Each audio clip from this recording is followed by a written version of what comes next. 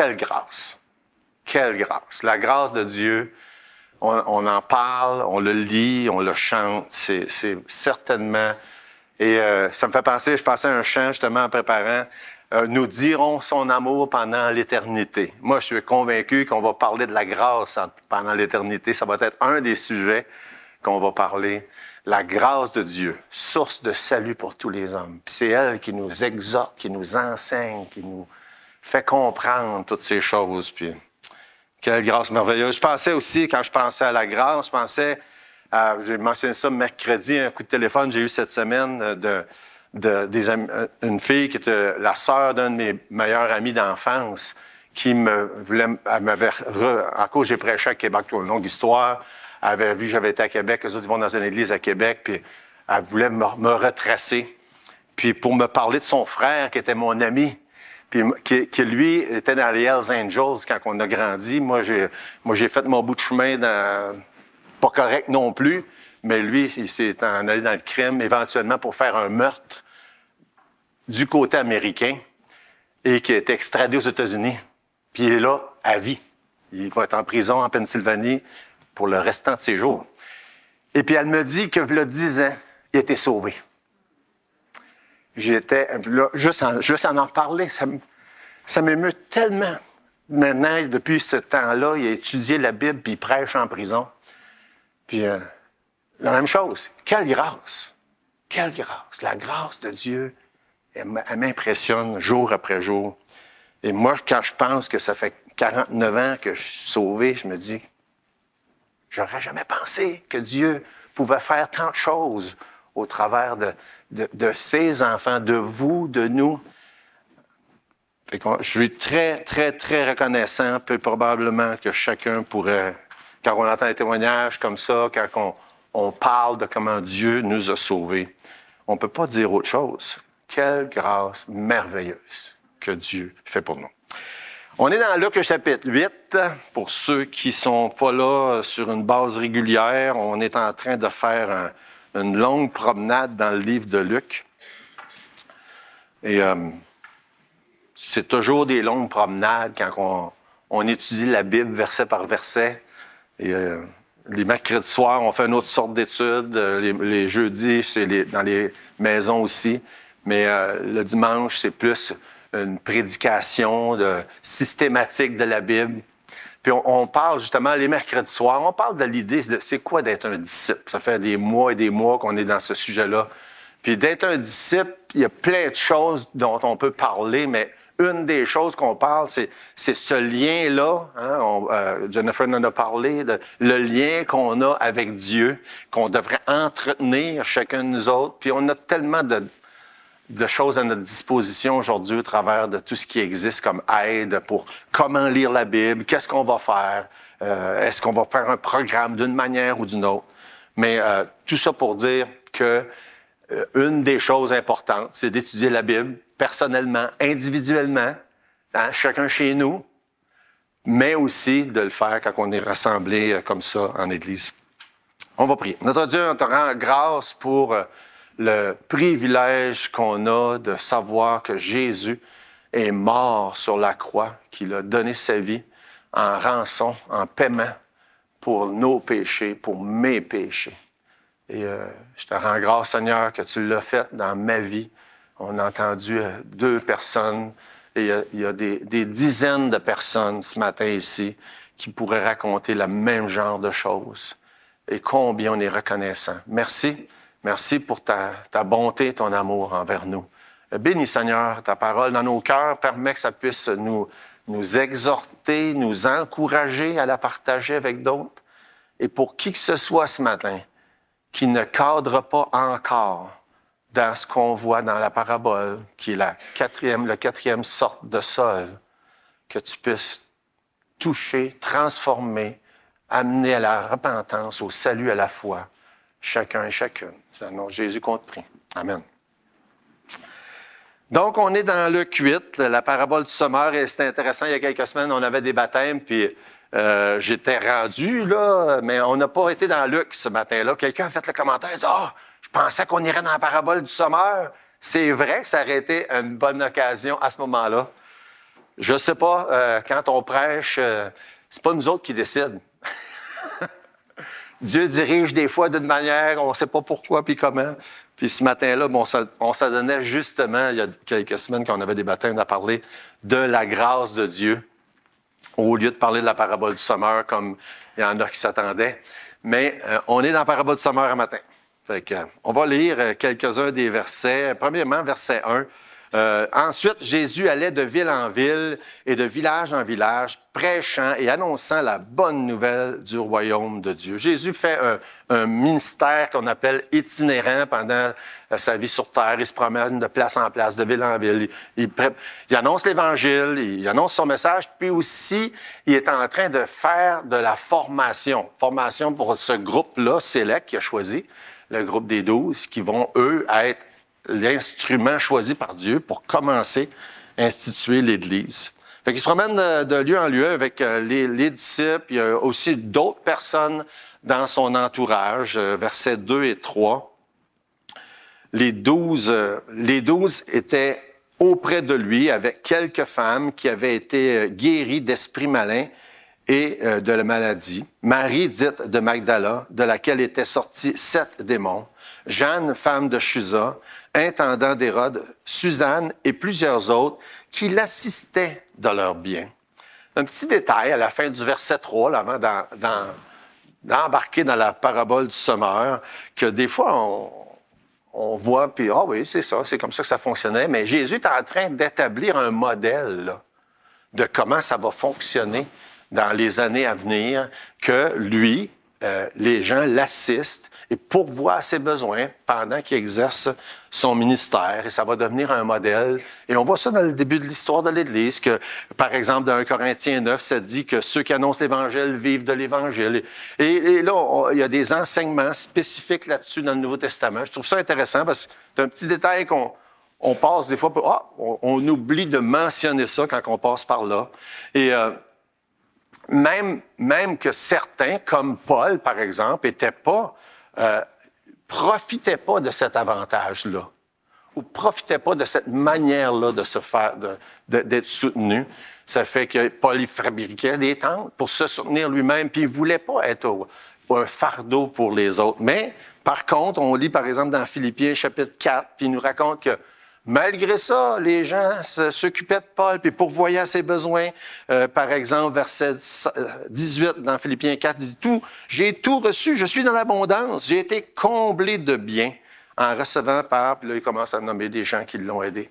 Et je trouvais ça intéressant parce que, justement, depuis quelques années, puis ça fait 2 ans, là, presque jour pour jour, je suis pas tout seul comme pasteur qui est employé à temps plein par l'Église. On a 2 anciens qui, eux, travaillent, puis qui font un peu comme Paul, que Paul faisait, qui fabriquait des tentes.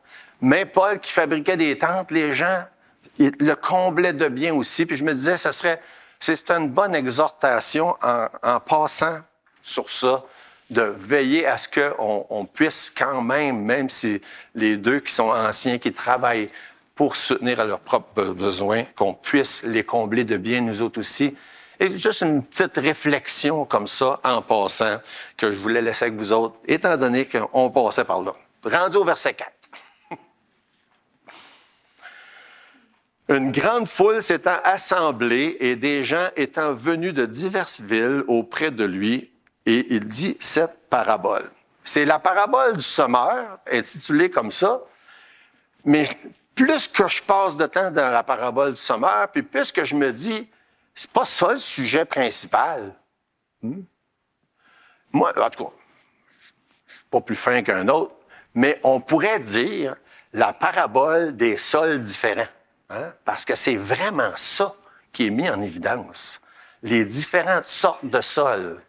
Puis quelle importance que ça a dans le message que Jésus veut nous faire comprendre. Mais, c'est la parabole du sommeur. Verset 5, un sommeur sortit pour semer sa semence. Comme il semait, une partie de la semence tomba le long du chemin. Elle fut foulée aux pieds et les oiseaux du ciel la mangèrent. Une autre partie tomba sur le roc. Quand elle fut levée, elle sécha parce qu'elle n'avait point d'humidité. Une autre partie tomba au milieu des épines. les épines crurent avec elle et l'étouffèrent. Une autre partie tomba dans la bonne terre. Quand elle fut levée, elle donna du fruit au centuple. Après avoir ainsi parlé, Jésus dit à haute voix, que celui qui a des oreilles pour entendre, entende. Ses disciples lui demandèrent ce que signifiait cette parabole. La réponse de Jésus, c'est ce qui nous intéresse. Hein? Évidemment, c'est ça le point central.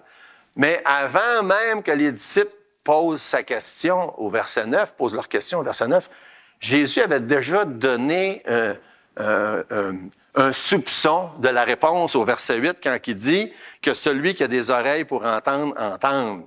Et on va voir à mesure qu'on avance que le sujet d'entendre est prioritaire, primordial dans la parabole. Ça revient 9 fois, le mot « entendre ». Fait que c'est vraiment ce sur quoi Jésus est en train de cibler l'attention dans la parabole du sommeur. Qu'est-ce qu'on fait avec qu'est-ce qu'on entend?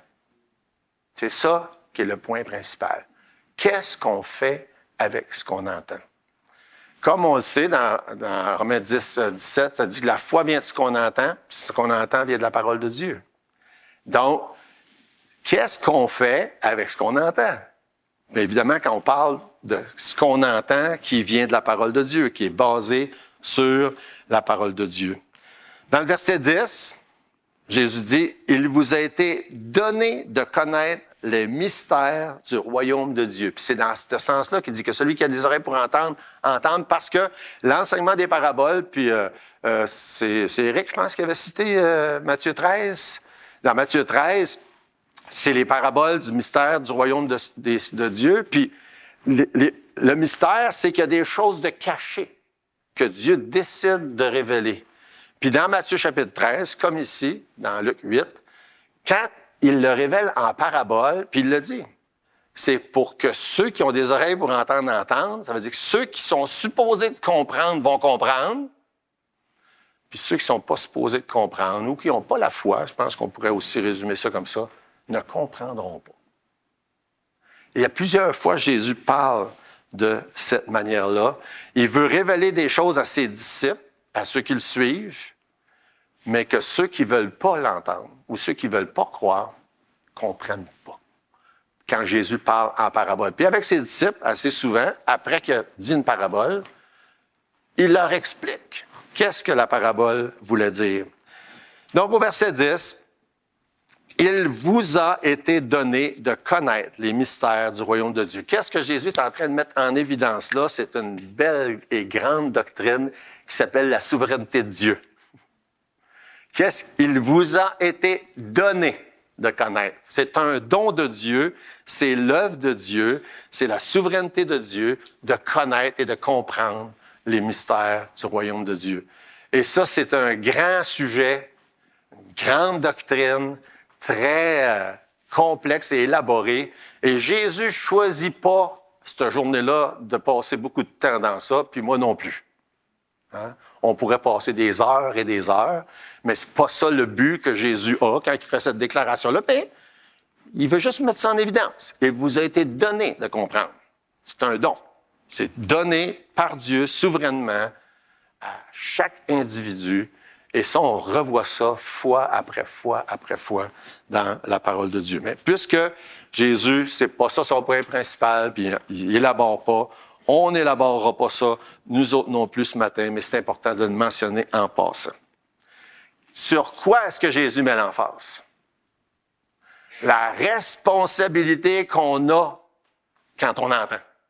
C'est sur ça que Jésus met l'emphase. Qu'est-ce que je fais avec qu'est-ce que j'entends, moi? 4 attitudes différentes qui sont mises en évidence. Excusez. 4 attitudes différentes qui sont mises en évidence par les 4 sortes de sols différents qu'on voit dans la parabole du sommeur. Juste pour noter ce qu'il dit à quelques reprises, celui qui a des oreilles pour entendre, entendre, ça veut dire que des fois on entend puis on n'entend pas. Hein? Quand Jésus parle en parabole, c'est le cas. Certaines personnes entendent, d'autres n'entendent pas. Mais des fois, on est tous comme ça. Même quand on devrait entendre. Moi, ma femme, elle me le dit des fois. J'entends, mais je suis comme si j'entendais pas. Des fois, c'est bien que j'entends moins bien qu'avant, là, mais on entend, mais on n'entend pas.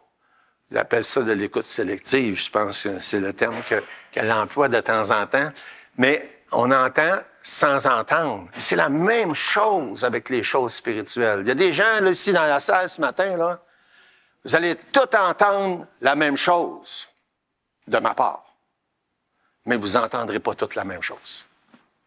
C'est la réalité. Et le but de la parabole du semeur, c'est de nous faire réfléchir sur c'est quoi j'entends quand j'entends. Hein? J'entends-tu vraiment ce que Dieu veut que j'entende? Ou j'entends juste ce que moi je veux entendre? Fait que ça, je vous amène à réfléchir là-dessus tranquillement à mesure qu'on avance.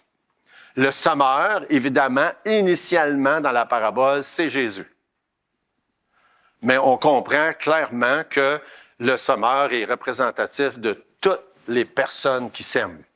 La semence, c'est la parole de Dieu, et n'importe qui sème la parole de Dieu peut être comparé au semeur dans la parole de Dieu. Et à plusieurs reprises dans la Bible, la semence est employée pour parler de la parole de Dieu. Je peux juste vous lire Jean chapitre 4, 35 et 36. Ne dites-vous pas qu'il y a encore 4 mois jusqu'à la moisson. Voici, je vous le dis, levez les yeux et regardez les champs qui déjà blanchissent pour la moisson. Celui qui moissonne reçoit un salaire et amasse des fruits pour la vie éternelle, afin que celui qui sème et celui qui moissonne se réjouissent ensemble. Fait que, c'est un des passages, puis il y en a plusieurs comme ça. Semer, c'est un symbole de parler de la parole de Dieu. La semence, c'est un symbole de la parole de Dieu. C'est pas compliqué. Beaucoup de ces choses-là ils se comprennent juste en lisant le texte dans le passage. Et la semence, qui est la parole de Dieu, c'est semblable à de la semence réelle. Hein? Qu'est-ce qu'il y a de particulier de la semence? Une petite graine de rien. Moi, je suis pas cultivateur, puis zéro pas pantoute, là, mais je sais qu'il y en a quelques-uns qui ont des jardins ici, puis qui font pousser des légumes, puis on met quoi, une petite graine, je sais pas, là, je pourrais nommer des fruits, mais je suis tellement ignorant, je pourrais pas donner les bons exemples, mais c'est quoi les plus petites graines que vous semez? Hein? Des carottes. Bon, je sais pas que ça a l'air une graine de carotte. Ben, des carottes, je sais c'est quoi, par exemple? Hein? C'est bien plus gros que la semence. C'est tellement impressionnant, l'idée qu'il y a une petite graine de rien à l'intérieur de ça, puis on arrose ça avec le sol, puis tout d'un coup, il sort une carotte. Hein? Il y a une puissance à l'intérieur de la semence qui dépasse tout ce qu'on peut comprendre. Là. Ben, j'imagine que ça s'explique là, par tout ce qui a rapport avec l'agriculture, mais moi, ça me dépasse. Ça me dépasse. Moi, quand j'étais jeune, on avait un jardin chez nous, ma mère, elle faisait pousser des affaires. Moi, tout ce que je faisais, j'allais les chercher puis je les mangeais. Fait que j'ai jamais compris là c'est quoi qu'il faut faire puis comment ça marche. Mais la semence, c'est comme ça. La semence de la parole de Dieu, c'est comme ça. On sème, puis des fois on récolte, puis des fois on récolte pas. Puis c'est ça que ça dit dans le texte qu'on vient de lire. Des fois, c'est quelqu'un d'autre qui récolte. Hein? Mais c'est tellement impressionnant qu'on entend les témoignages qu'on a entendus, ou plein d'autres témoignages, votre témoignage, quelqu'un a parlé dans une situation, puis une autre fois, c'est quelqu'un d'autre, puis tout à coup, le fruit sort. Une puissance dans la semence qui est impressionnante. Car la parole de Dieu est vivante, efficace, plus tranchante qu'un épée quelconque à 2 tranchants, pénétrante jusqu'à partager âme et esprit, jointure ou moelle, elle juge les sentiments et les pensées du cœur. C'est toute qu'une puissance, ça, dans la semence. Puis on pourrait lire Galates chapitre 5, le fruit de l'esprit, hein, parce qu'elle parle beaucoup de fruits aussi dans la Bible, là, de résultats puis de récolte de la semence. La semence qui porte du fruit. Fait que c'est toute une analogie, ça, quand on lit ces passages-là dans la Bible. Et il y a peut-être une petite parenthèse très rapide que je voudrais faire dans Jean 12, 24. Puis ça, c'est un autre sujet, mais juste en passant, pour que la semence porte du fruit, il faut qu'elle meure. C'est tellement une belle image. Hein? Puis pour qu'on puisse porter du fruit en tant que chrétien, il faut qu'on meure à nous-mêmes. On meurt, comme ça dit, meurt avec Christ. Puis, en tout cas, on ne peut pas trop non plus m'étendre là-dessus, mais c'est tellement des images intéressantes quand on parle de semences. Mais en tout cas, la parabole du semeur, 4 sortes de sols, les 4 sortes de sols représentatifs de 4 sortes de personnes qui entendent. Puis 4 sortes d'attitudes différentes, 4 sortes de réactions différentes. Et la question, à mesure qu'on avance, qu'il faut chacun se poser, c'est quelle sorte de sol je représente? Quelle sorte de sol me représente le mieux dans cette parabole-là? Et ce matin, je m'attends que dans la salle, là, il y ait les 4. Je m'attends qu'il y ait des 4. Probablement qu'il y a plus en pourcentage, j'espère en tout cas, qu'il y a plus du 4e que de toutes les autres. Hein, c'est ce qu'on s'attend. Mais si on était sur la rue ou n'importe où ailleurs dans le monde, la grande majorité, c'est la première. Hein, c'est la première sorte de sol. Comme on peut le voir, on va le lire. Donc, comme il semait, verset 5, une partie de la semence tomba le long du chemin. Elle fut foulée aux pieds et les oiseaux du ciel la mangèrent.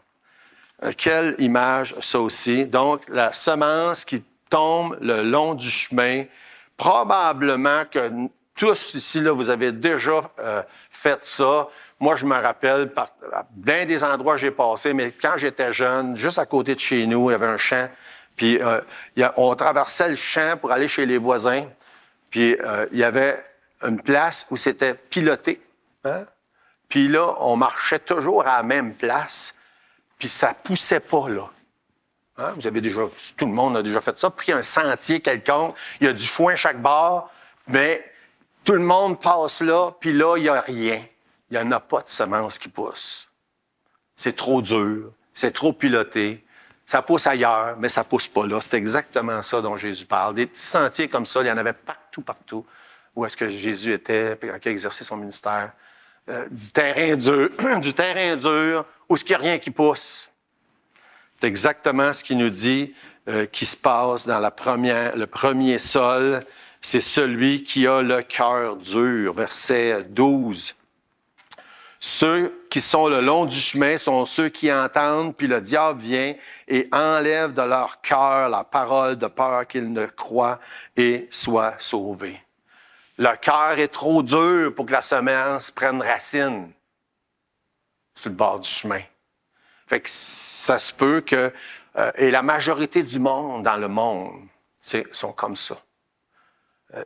Les gens ne reçoivent juste pas du tout la parole de Dieu. Et l'image qui est employée des oiseaux qui viennent enlever la semence, elle dit au verset 12, c'est le diable.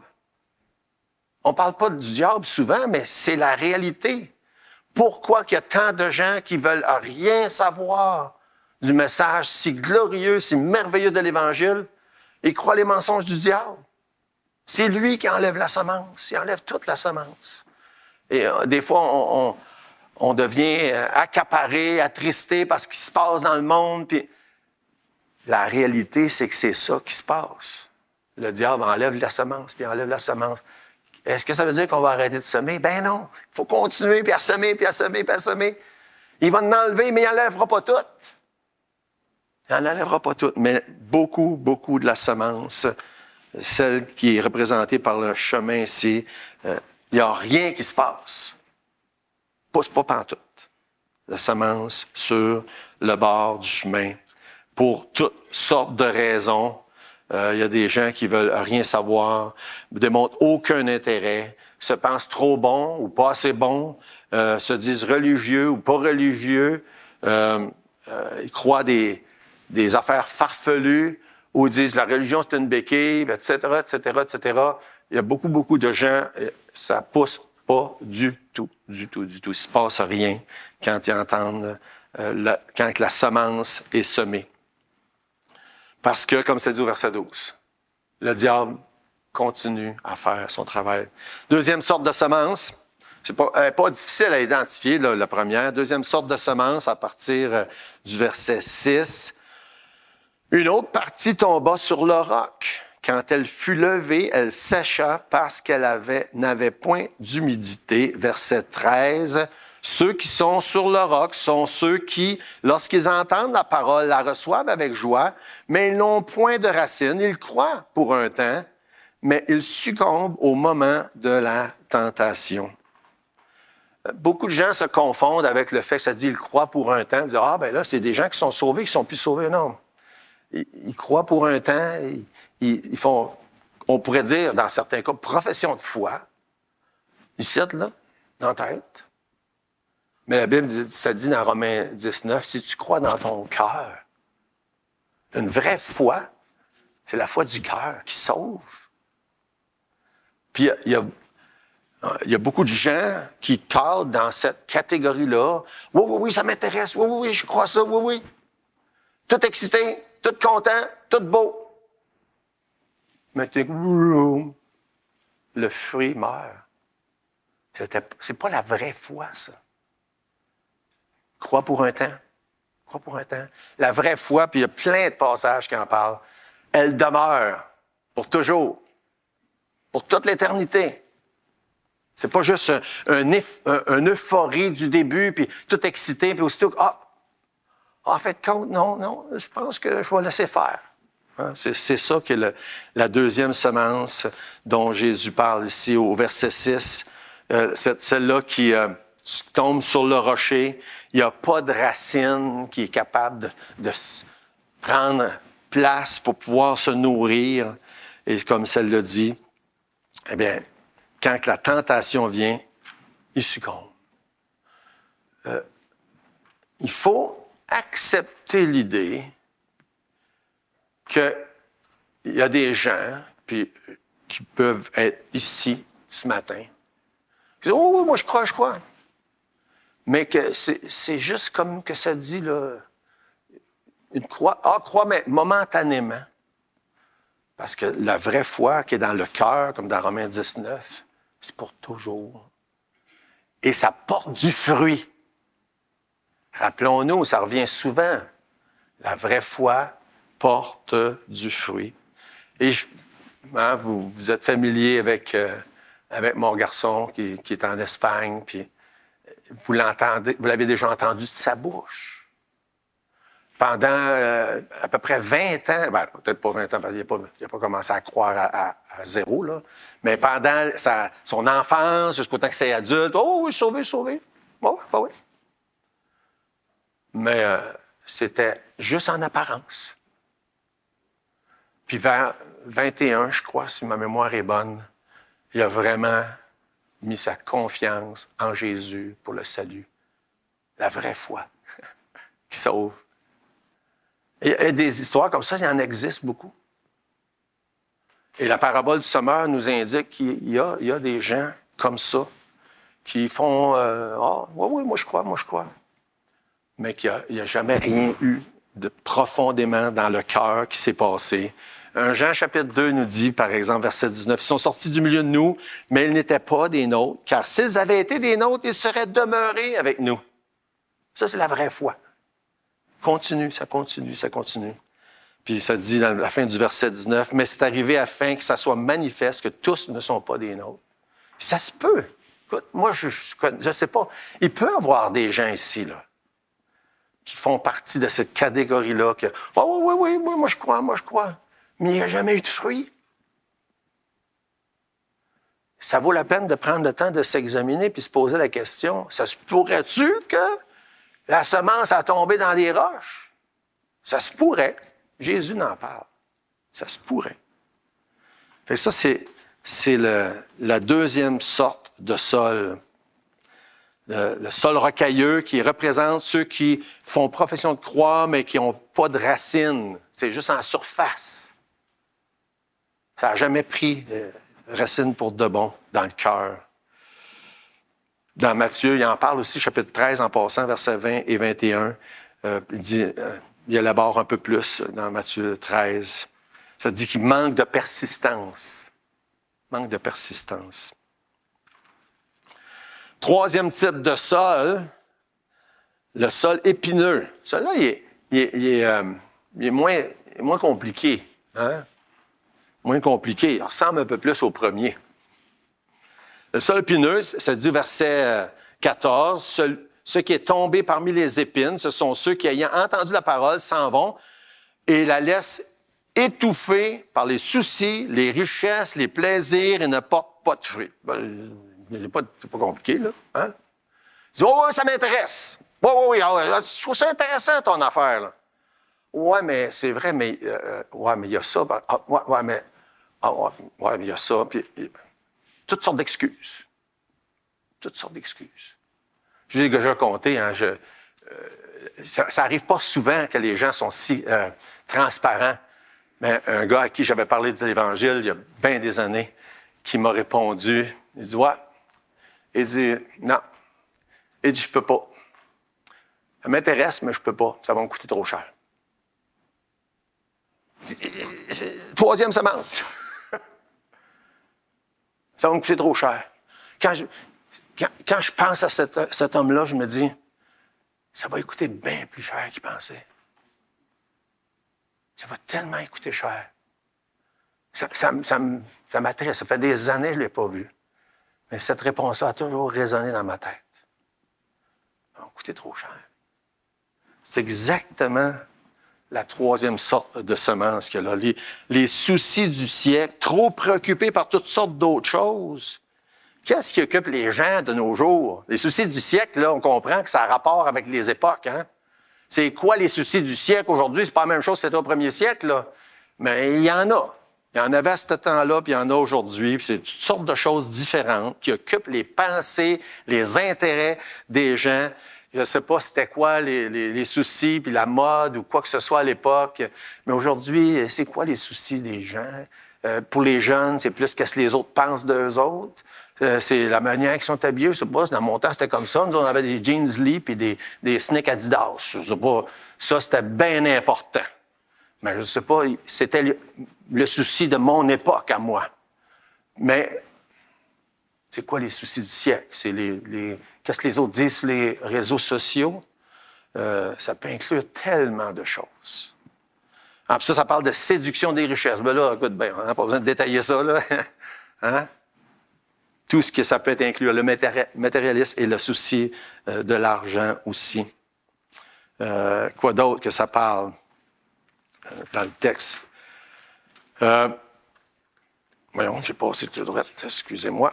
Donc, le verset, ce qui tomba, verset 14, parmi les épines, ce sont ceux qui, ayant entendu la parole, s'en vont et la laissent étouffer par les soucis du siècle, par les richesses, les plaisirs de la vie, et ne portent pas aucun fruit.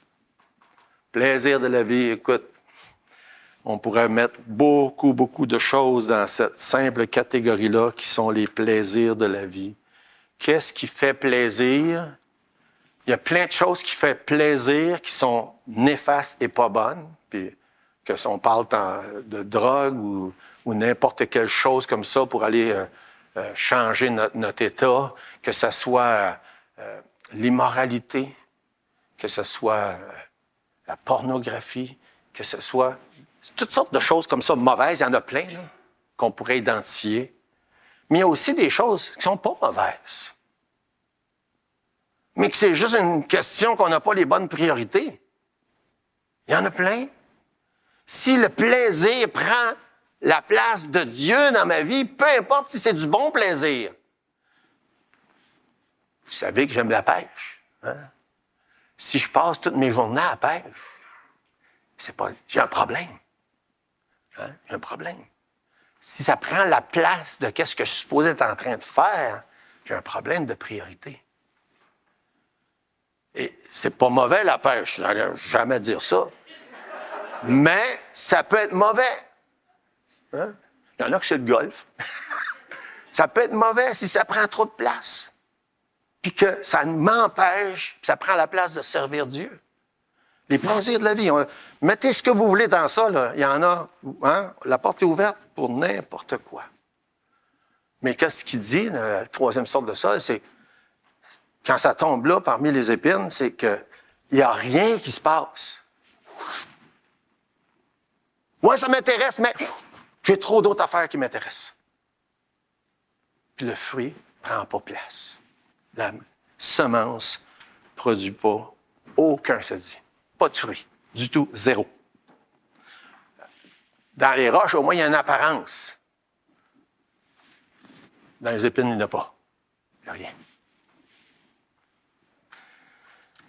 Quatrième, je vois le temps filer. L'horloge tourne beaucoup plus vite que c'est supposé.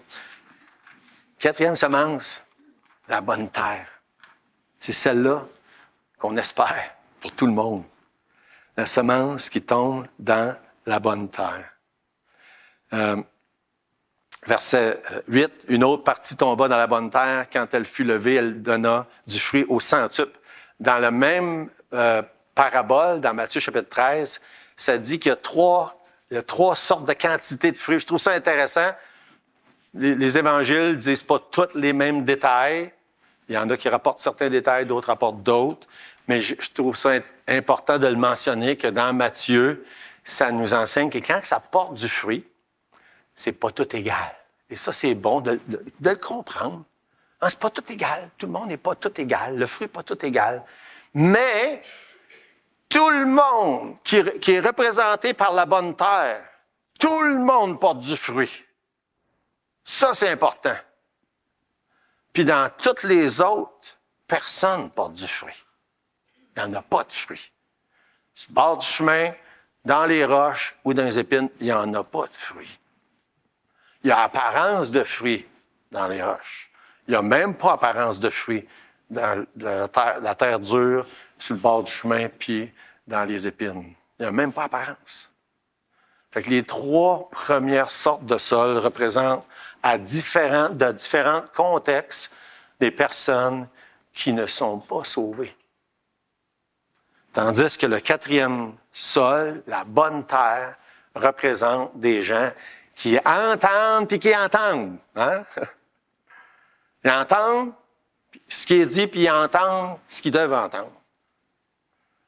Puis si ce matin, j'espère puis je pense que la majorité entendent puis entendent. Mais ça se peut qu'il y en ait qui fit dans une ou l'autre des trois autres catégories. Et si c'est le cas, ben il faut absolument, parce que, étant donné que le sol représente le cœur, mais il faut que vous laissez Dieu transformer votre cœur. Que votre cœur de pierre, que la Bible dit, devienne un cœur de chair. Hein, que ça devienne un cœur tendre, un cœur réceptif. Et la seule manière que ça puisse faire, c'est toujours la même chose, c'est par la foi. Quand on croit, quand on fait confiance à Dieu, qu'on est pécheur et qu'on ne peut pas par nous-mêmes obtenir quoi que ce soit, qu'il faut se fier que Jésus a payé le prix. Il est mort à la croix et il a tout fait qu'est-ce qu'il y avait à faire. Et je vous repose la même question de tantôt. Quelle sorte de sol représente ton cœur ce matin?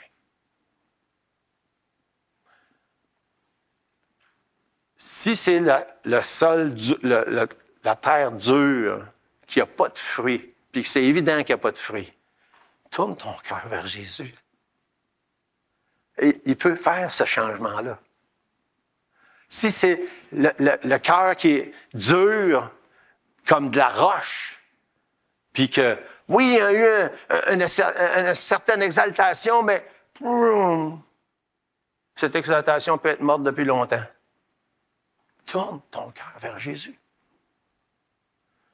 Puis si tu as tellement de soucis, tellement d'intérêts autres, que Dieu, puis l'Église, puis la Bible, ça passe si loin dans tes priorités. Ça, c'est comme ce qui tombe parmi les épines. Tourne ton cœur vers Jésus. Et si ça a déjà tombé dans la bonne terre, bien, la Bible dit que si ça ne porte pas assez de fruits, il va nous émonder pour qu'on en porte plus dans Jean chapitre 15. Il ne faut pas se décourager. Les épreuves, les tribulations, les difficultés font parfois partie de ce que Jésus est en train d'émonder les siens pour qu'ils portent encore plus de fruits. Et je pense qu'on est, en tout cas, moi, j'aime pas ça, être émondé. J'aime pas ça, avoir des difficultés, des épreuves. Mais je le sais que c'est nécessaire. Parce que c'est ça que Dieu nous dit. Il nous transforme de plus en plus à l'image de son Fils. Puis le fait qu'il nous dit une parabole comme ça pour nous aider à comprendre que lorsqu'on va semer la parole de Dieu, il y aura loin d'avoir 100% des graines qui vont tomber, qui vont porter du fruit. Hein? Il y en a qui vont tomber sur le bord du chemin, il y en a qui vont tomber dans les roches, il y en a qui vont tomber parmi les épines. Mais il y en a qui vont tomber pendant la bonne terre. C'est pour ça qu'il ne faut pas se relâcher pendant qu'il est encore temps. Puis il faut semer. Puis n'oubliez pas de prier le maître de la moisson, comme ça nous dit dans Matthieu 9, 38. Il faut prier le maître de la moisson. La moisson est blanche, il y a peu d'ouvriers. Priez le maître de la moisson parce que la moisson, elle est là. Puis Dieu veut sauver des personnes, puis il veut que chacun porte du fruit. Puis je termine avec Hébreux 3, 15, qui dit « Pendant qu'il est temps, aujourd'hui, si vous entendez sa voix, parce qu'il y a 9 fois le mot « entendre » dans Luc, chapitre 8. Si vous entendez sa voix, n'endurcissez pas vos cœurs comme lors de la révolte. Laissez votre cœur se faire attendrir, transformer par Jésus lui-même. Prions. Notre Dieu, merci pour ta parole. Merci pour cette parabole qui nous exhorte, chacun de nous, de ne pas cesser de semer, qui nous dit que oui, il y aura beaucoup de gens qui voudront rien savoir, mais un jour, il va en avoir. On l'a entendu dans les témoignages, il y en aura des gens pour qui la semence va germer, porter du fruit. Je te prie pour chacun de tes enfants que tu nous donnes le courage, lorsque vient le temps de l'émondage, de bien comprendre que c'est ça que tu es en train de faire. Puis je te prie, Seigneur, s'il y a qui que ce soit ici ce matin, qui réalise qu'il est soit de la terre dure, soit de la roche, soit des épines, que tu puisses amener ces personnes-là à la reconnaissance de Jésus, de ce qu'il a fait, de son sacrifice, et de pouvoir tourner leur cœur, son cœur, vers Jésus. Dans le nom de Jésus, amen.